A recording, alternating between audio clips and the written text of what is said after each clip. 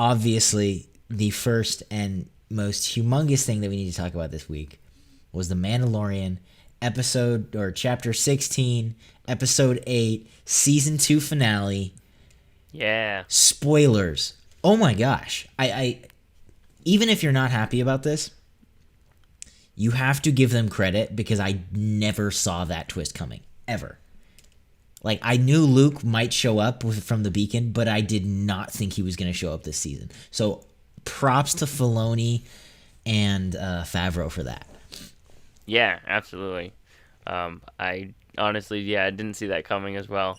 And when Ahsoka said, I can't train him because she had bad experience with Anakin, I was like, all right, who are they going to bring in? But Luke didn't come to my mind in the forefront, honestly, until I thought X-Wing maybe showed up. Luke, like we talked about it a little bit on the podcast, the when we talked about that episode, but I didn't think it was going to be this soon. I was like, oh, that'll be like, mid to late season 3, maybe. They still have stuff. Like, I never would have imagined that he was going to show up at the end of this season.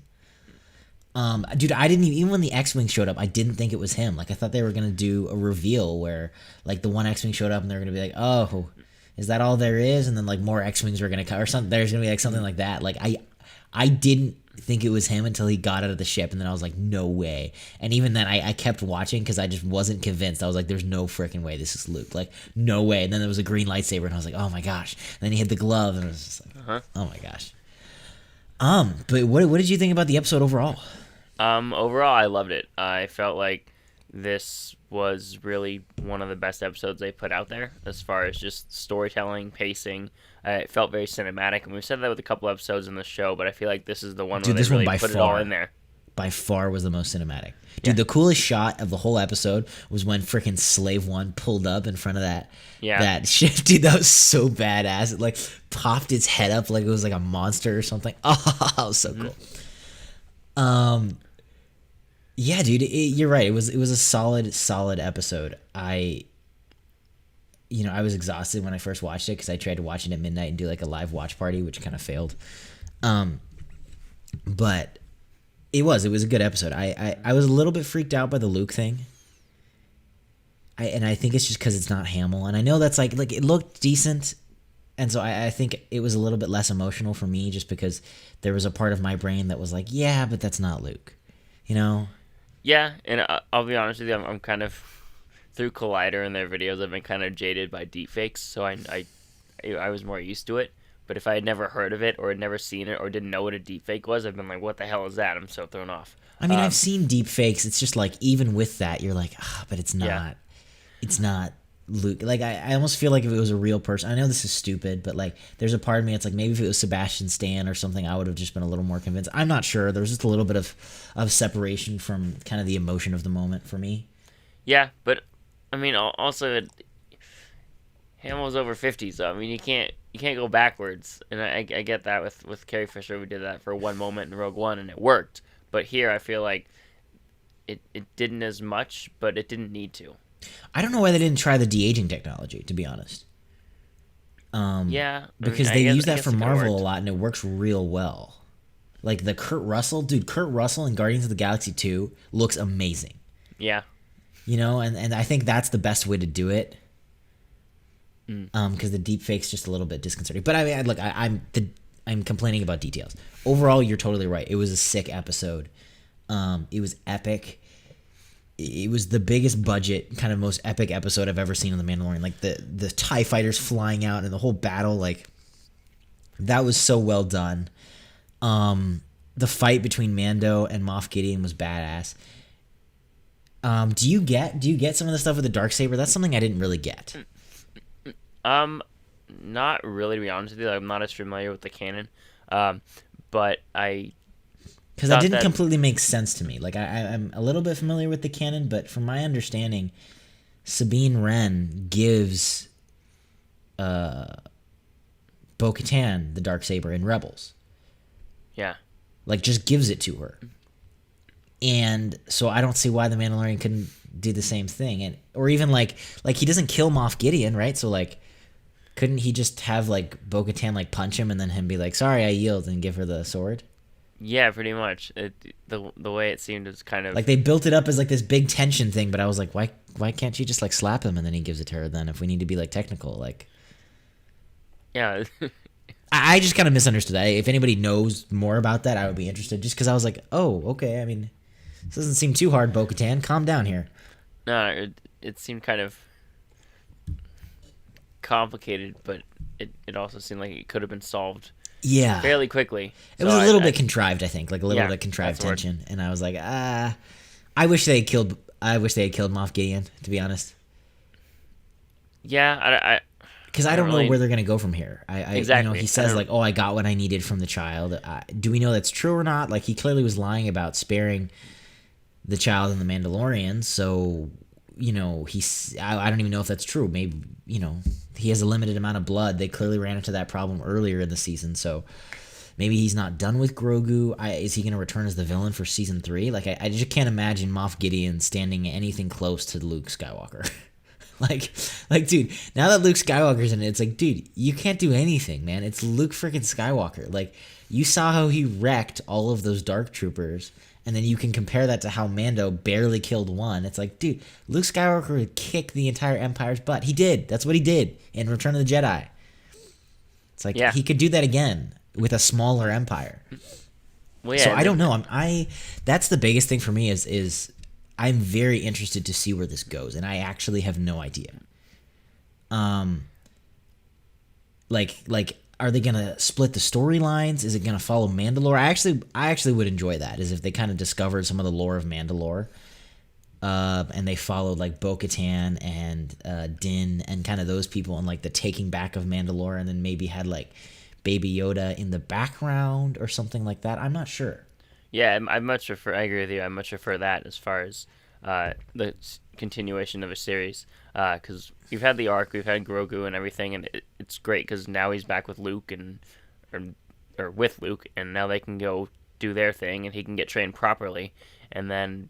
But I mean, what does that even mean? Like, finally have their. Like, what does that mean for the sequel trilogy? There's so many questions, dude. Have you heard the theory that the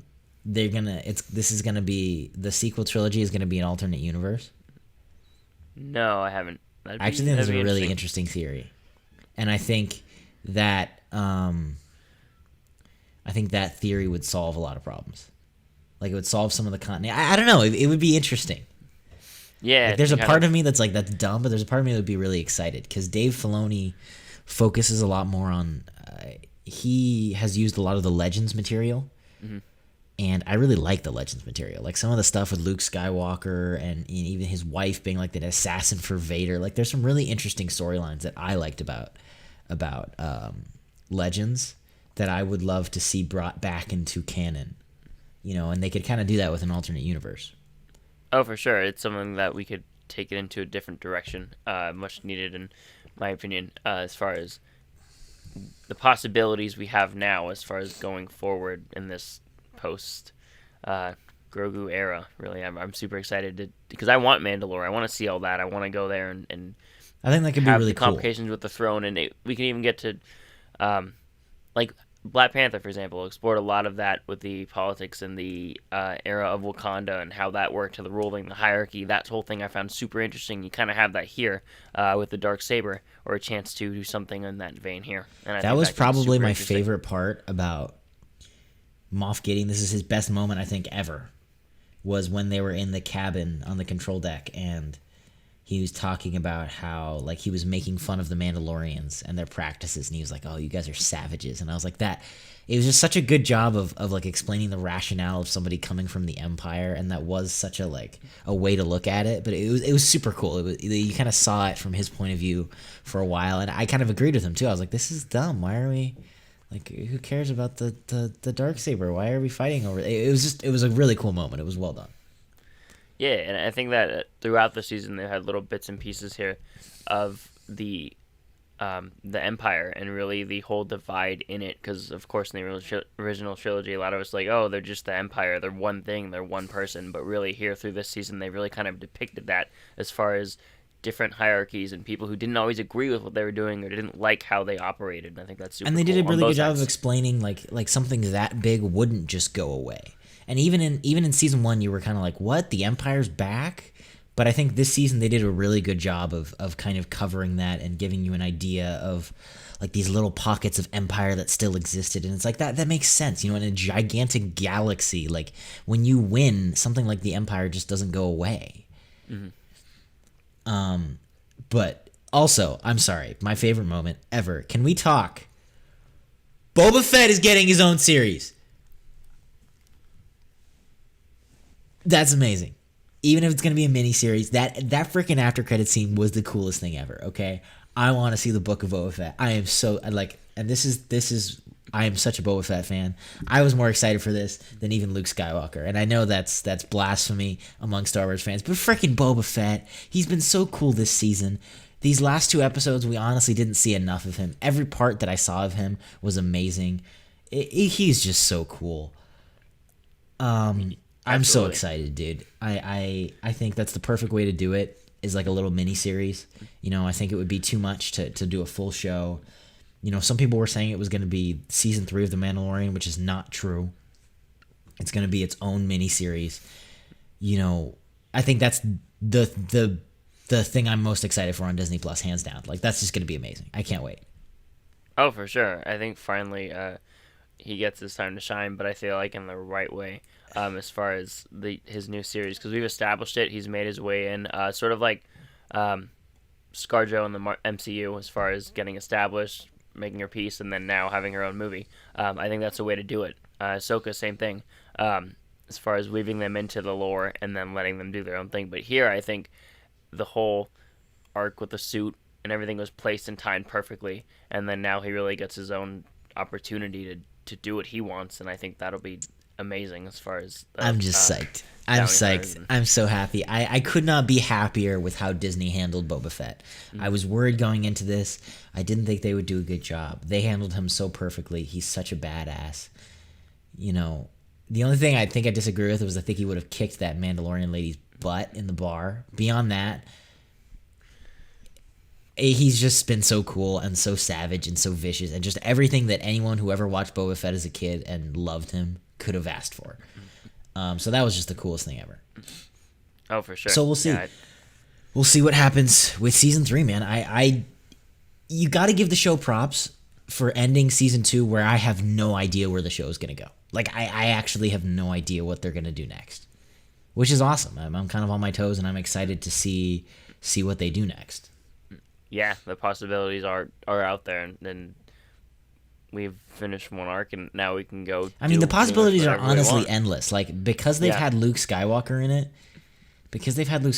it shows that, like, they literally are willing to do anything. And so it's like the possibilities are actually endless. Like, this is not a Star Wars spin-off show anymore. This is not like a little sideshow following a little bounty hunter. It's like, this is part of the main Star Wars universe, and really anything and everything could happen in this series.